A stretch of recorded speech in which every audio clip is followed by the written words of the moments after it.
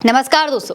बांग्लादेश में तख्ता पलट हो गया है। वहां की जनता, खास करके युवाओं के भारी विरोध के बाद शेख हसीना को प्रधानमंत्री पद से इस्तीफा देकर अपना देश छोड़कर भागना पड़ गया। ऐसे में बांग्लादेश में तख्ता पलट का असर न केवल वहां के नागरिकों पर पड़ रहा है, बल्कि भारत के लोगों पर भी पड़ने वाला है। तो चलिए आपको विस्तार से उन पॉइंट्स को बताते हैं जो बांग्लादेश में चल रहे विरोध प्रदर्शन और राजनीतिक अस्थिरता के कारण अपने देश भारत में भी देखने को मिल सकते हैं। पर उससे पहले बांग्लादेश के हालात पर भी आपको थोड़ा सा नजर डाल लेना चाहिए। देखिए दोस्तों, बांग्लादेश में बिगड़े हालात का अंदाजा आप इसी बात से लगा सकते हैं कि युवाओं के आक्रोश की वजह से अब तक 14 पुलिसकर्मियों की मौत हो चुकी है। 300 से ज्यादा पुलिस वाले घायल हैं। 11,000 से ज्यादा लोग गिरफ्तार हुए हैं। इसके अलावा बांग्लादेश को $10 बिलियन का आर्थिक नुकसान अब तक हो चुका है और प्रदर्शनकारियों ने आवामी लीग अध्यक्ष शेख हसीना के कार्यालय को आग तक लगा दी है। पर वहीं दोस्तों, बांग्लादेश के बिगड़ते हालात की वजह से भारत में जो असर पड़ने वाला है वो बेहद गंभीर है, क्योंकि भारत ने बांग्लादेश के साथ मोंगला बंदरगाह को लेकर समझौता किया हुआ है, जिसको चीन के लिए एक अहम चुनौती माना जा रहा है। और इस समझौते के जरिए भारत बांग्लादेश हिंद महासागर के पश्चिमी और पूर्वी किनारों पर मजबूत पकड़ बनाने में कामयाब हुआ था। लेकिन जिस तरीके से वहां पर शेख हसीना की सरकार का तख्ता पलट हुआ है, उससे आने वाले समय में ये परियोजना थोड़ी ज्यादा लटक जाएगी।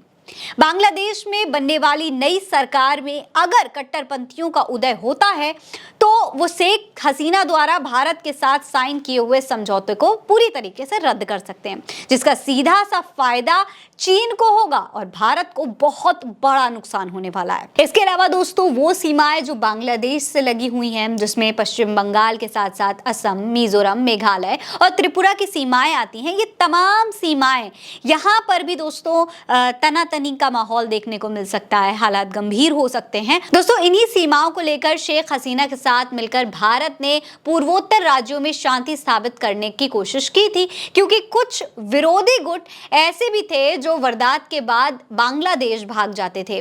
मगर हसीना की सरकार आने के बाद ऐसा करना उनके लिए काफी मुश्किल हो गया था। इसी दबाव में ज्यादातर ने भारत के साथ शांति स्थापित की थी। हालांकि म्यांमार में तख्तापलट के बाद अभी भी कुछ गुट उधर चले जाते हैं और वहां पर उनकी मदद चीन करता है। ऐसे में भारत के लिए सीमा पर आने वाला जो समय है वो थोड़ा सा मुश्किल, थोड़ा सा गंभीर हो सकता है। दोस्तों, इन सब के अलावा जब आप देखेंगे तो बांग्लादेश हिंसा का असर देश के व्यापार यानी कि बिजनेस सेक्टर पर भी काफी बड़ा पड़ने वाला है, क्योंकि इतने बड़े विरोध प्रदर्शन के बाद भारत और दक्षिण एशिया के सबसे बड़े लैंड पोर्ट पेट्रोपोल में काफी सारी गतिविधियां बंद पड़ी हुई हैं और बांग्लादेश के साथ व्यापार पर असर पड़ने से करीब 150 करोड़ रुपए का नुकसान होता हुआ दिखाई दे रहा है। जबकि पेट्रोपोल और बेनापोल बॉर्डर के जरिए सालाना व्यापार करीब 3000 करोड़ रुपए का होता है। वहीं बांग्लादेश में इंटरनेट बंद होने की वजह से वहां की सीमाएं और बिजनेस सेक्टर में काफी असर पड़ने वाला है।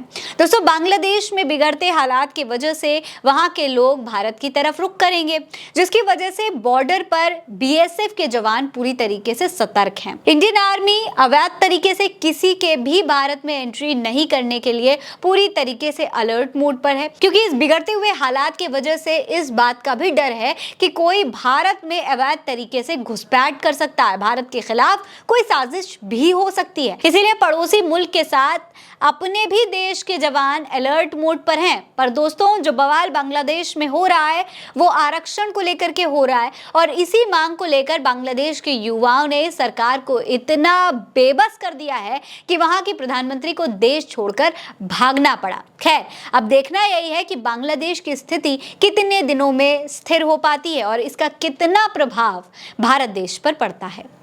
आज के लिए इस वीडियो में इतना ही। ये खबर आप उल्टा चश्मा यूसी पर देख रहे हैं। नमस्कार।